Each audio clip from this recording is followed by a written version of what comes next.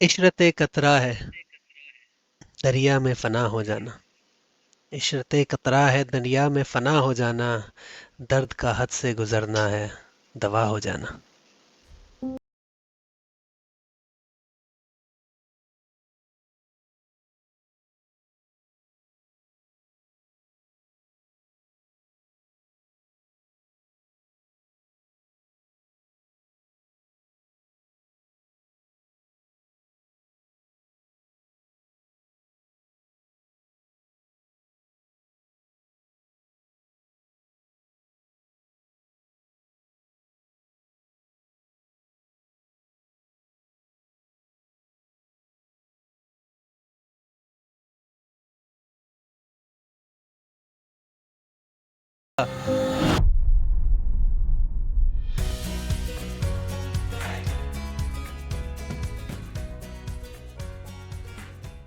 इशरत कतरा है दरिया में फना हो जाना। इशरत कतरा है दरिया में फना हो जाना। दर्द का हद से गुजरना है दवा हो जाना। वाह वाह क्षितिज, ये कब लिखा? मैंने नहीं लिखा। मैं मजाक कर रहा हूँ। Hi everyone, welcome to another episode. आज हम एक नए फॉर्मेट के साथ एक्सपेरिमेंट कर रहे हैं, जिसमें हम लोग instead of picking a poet and going into a lot of detail about it, what we're doing is we're picking our favorite couplets, and we are exploring those couplets. So it's meant to be a shorter, more snappy episode. And Kshitij ने जो आज couplet अभी पढ़ा है, उससे we can ask him to read it again. Kshitij, ये क्या couplet पढ़ा है और why did you pick this couplet today? No ये एक मिर्ज़ा गालिब साहब का ये है शेर है। और उनकी गज़ल है तो उसका एक शेर है जिसमें आई थिंक जब वो कह रहे हैं कि आप जैसे देखिए इशरत कतरा है दरिया में फना हो जाना। अब इशरत कतरा जो आपका इट्स अ शेर about submission to your pains, to your suffering, to your um, life essentially, right? अगर आप उस ढंग से देखें कि लाइफ के अंदर अगर it's a series of these I guess you can call life a series of like these sad events. If like I mean, happiness is the sprinkle on top of it, but underlying layer is nanak dukhiya sab sansar, कि सभी दुखी, right? ये तो बड़ा दुखी take हो गई इस पे. ये No, but क्या मिर्जा गालिब की यूजुअली शायरी इतनी डिप्रेसिंग है?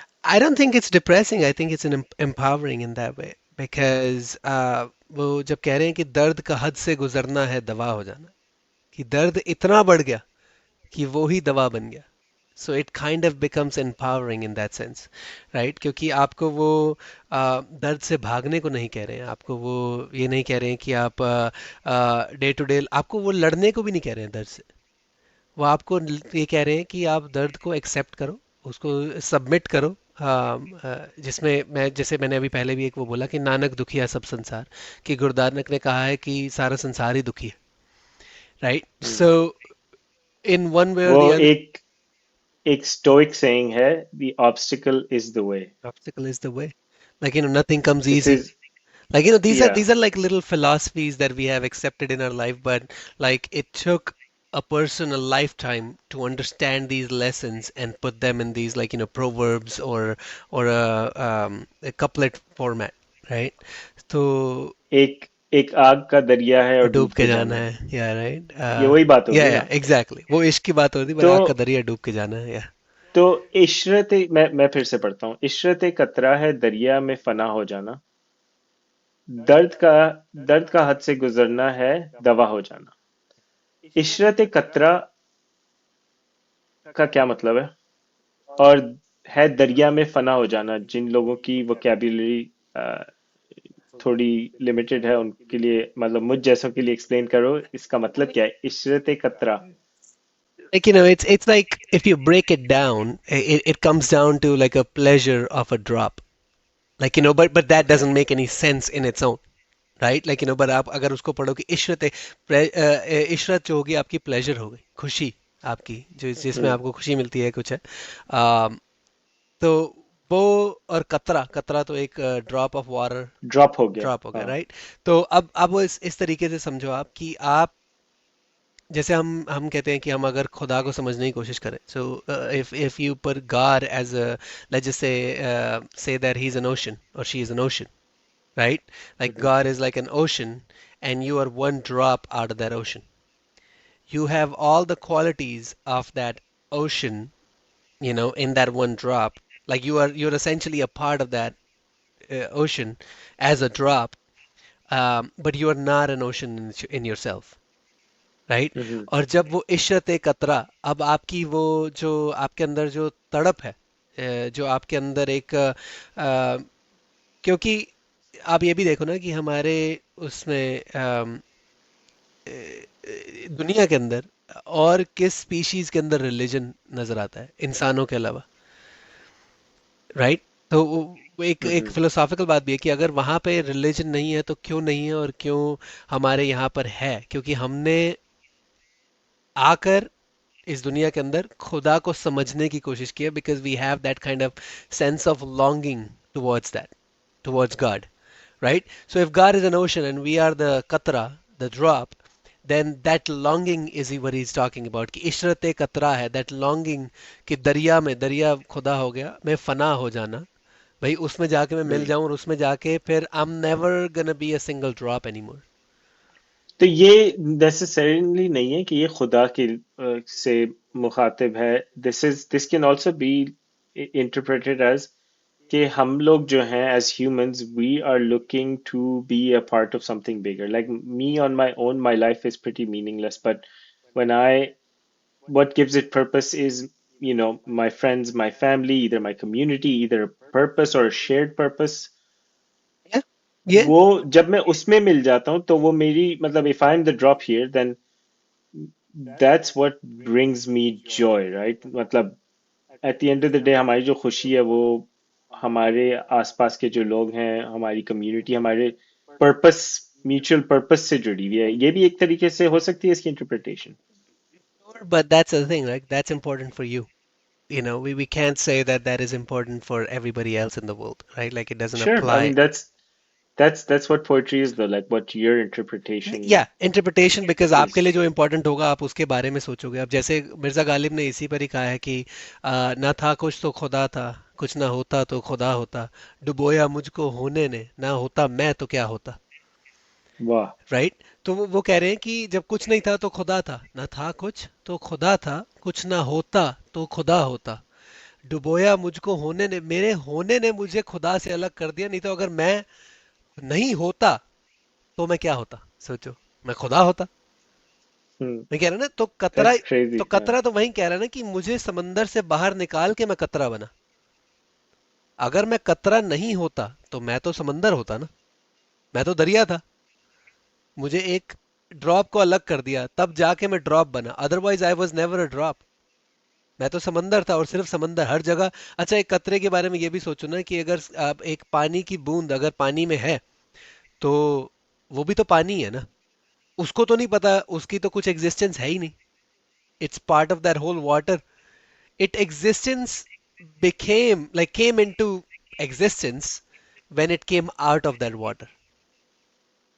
और जब और अगर, हाँ अच्छा ये भी एक बड़ा it's a very interesting way to look at it कि Yeah. वो आया बड़ी बॉडी में से है, तब वो कतरा बना है ना। लेकिन लेकिन चलो वो पार्ट तुम भूल जाओ, लेकिन अगर कतरा है तो वो जब दरिया में मिल गया तो मतलब उसका मकसद कंप्लीट हो गया एक तरीके से। That can be our journey of our life, right? Like, we start. I remember when I was getting married, the priest was telling, like, he was talking, and like, uh, where wedding ceremony हमारी church में भी थी. So the priest was talking, and my nephew, he was like, I think 1 or 2 years old, and he just started walking down the aisle and going up the stairs a little bit where the ceremony was happening, instead of like being in the audience. And वो मेरे पास आके मुझे ऐसे कर रहा था कि मुझे उठाओ, या मुझे, और उसको हर चीज पकड़नी थी वहां पे, right? So hmm. as a kid, that's where the priest like essentially started talking about that. You see, he's like, as a kid, we want everything for ourselves. We are very selfish as a kid. We want to touch everything. Like we kids just put everything in their mouths, like as they touch it and things like that. And over time, over life, when you have experienced these things, बुढ़ापे तक आते आते आपकी ये चीजें hopefully most लोगों की वो होता है कि वो ऊब जाते हैं इन चीज़ों से एंड अगर आप 95 97 ईयर्स ओल्ड किसी से बात करोगे तो वो भी यही कहते हैं कि बस अब खुदा उठा ले हमें बस बहुत हो गया हम्म राइट वो भी मतलब क्योंकि इतनी सारी चीजें वो देख चुके हैं अपने आसपास जैसे तुमने भी कहा कि your life is with your friends and things like that right वो फ्रेंड्स भी उनके अब जा चुके हैं कोई जिंदा है कोई मर गया कोई कहाँ दूर है कोई कहाँ है तुम्हारे बच्चे तुम्हारा ख्याल रख रहे हैं तो तुम्हारे फ्रेंड्स कहाँ होंगे अब उनके बच्चे उनका ख्याल रख रहे होंगे कोई अमेरिका में है कोई इंडिया में है कोई पाकिस्तान कोई यहाँ कोई वहाँ राइट तो उनके लिए तो हम्म वो जो लाइफ उन्होंने बनाई थी वो तो अब खत्म हो चुकी है so they don't hmm even want be any more right तो हम्म वो जो जर्नी है कि everything for myself then at the end even giving yourself to something bigger is hmm what a life ishrate katra is. The pleasure of the drop. मतलब ये बहुत बड़ा शेर है। बहुत बड़ा शेर है इशरत एक कतरा है दरिया में फना हो जाना, दर्द का हद से गुजरना है दवा हो जाना। मतलब ये तो बहुत ही बड़ा शेर है। बहुत बड़ा शेर है यार ये तो that's why I like Ghalib because उसके अंदर फिलोसॉफिकल एंगल बहुत ज्यादा है आपका एक लॉजिकल एंगल भी है उसके अंदर कि एक एक वो था ना एक शेर मुझे और याद आ रहा है इस पे कि आ, आ, होते फितूर होते हैं उम्र में हर उम्र में जुदा जुदा फितूर होते हैं हर उम्र में जुदा जुदा खिलौना इश्क दौलत फिर खुदा खुदा आपकी पूरी लाइफ मतलब समराइज कर दी सीक्वेंस ऑफ इवेंट्स बता आपकी दिया पूरी लाइफ का। लाइफ समराइज कर दी एक कपलेट के अंदर कि खिलौना इश्क दौलत फिर खुदा खुदा राइट तो वाह। वो ये पता नहीं है मुझे शायर का नाम तो ध्यान नहीं है but that also like kind of defines that right तो फिलोसॉफिकल ये एंगल गालिब पोएट्री नहीं है? बहुत है अच्छा, आई डोंट मुझे थिंक लगा दैट तुमने गालिब बताया। नहीं नहीं आई डोंट थिंक वो गालिब ओके। है but या yeah that's what it is I'm gonna read it again कि इशरत कतरा है दरिया में फना हो जाना इशरत कतरा है दरिया में फना हो जाना दर्द का हद से गुजरना है दवा हो जाना वही दवा वाह बन गया वाह right वाह। and heavy heavy heavy yeah heavy. I would request our audience to please comment and tell us that how they like this before and after we explained it how they read that couplet and how much they like admire and how they're like if I would even ask our audience to, you know, give us their take on उनको क्या, what do they, how do they interpret this, right? Like ये तो हमारी एक छोटी सी interpretation थी। I don't think it does justice to how heavy yeah yeah this share is। definitely मुझे मतलब अभी अभी इसी कॉन्वर्सेशन में समझ आया कि तुमने बड़े अच्छे एग्जांपल्स दिए। मुझे अभी इसी में समझ आया कि यार, कि मुझे ये कितना समझ ही नहीं आया था जब मैंने पहले पढ़ा था।